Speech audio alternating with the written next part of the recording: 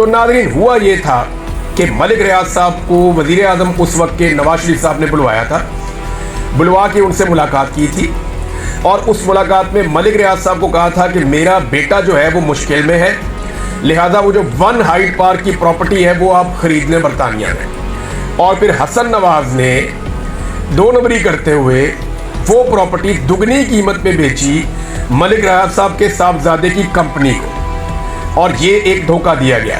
यानी जो 9 अरब की प्रॉपर्टी थी उसको 18 अरब में बेचा लगभग। उस वक्त इसकी 20 मिलियन पाउंड की वर्थ थी और इसको 45 मिलियन पाउंड के अंदर बेचा गया था मलिक रियाज के बेटे की कंपनी को, और इजाफी पैसे वसूल किए थे ये वही हसन नवाज है जो इस वक्त बरतानिया से निकल लिया दिवालिया होने के बाद। यानी इसने सारा पैसा इकट्ठा किया, 1 हाइड पार्क को भी बेचा, अपनी सारी कंपनियों को दिवालिया साबित किया। और अब मेरे 2-3 सवाल आते हैं। पहला सवाल यह है कि मलिक रियाज को तो 460 अरब का जुर्माना कर दिया, और जुर्माना करने की वजह यह थी कि सिंध से इन्होंने जमीन कम कीमत में ली। तो सिंध की गवर्नमेंट के खिलाफ क्या कार्रवाई की थी अदालत ने?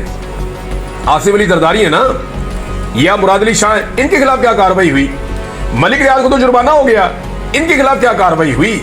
जिन्होंने ओने पोने या जिन्होंने नुकसान किया सरकार का, उनके खिलाफ कोई कार्रवाई नहीं हुई। उनमें से एक आज सदर और एक वजीर आला है। दूसरा, 1 हाइड पार्क, जहां से ये कहानी शुरू होती है, नवाज शरीफ या उसके बेटे से किसी ने सवाल पूछा या वहां कोई कार्रवाई हुई?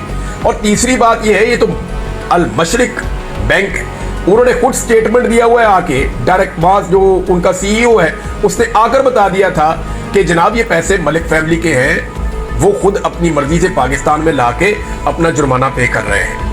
ये उन्होंने आकर बता दिया।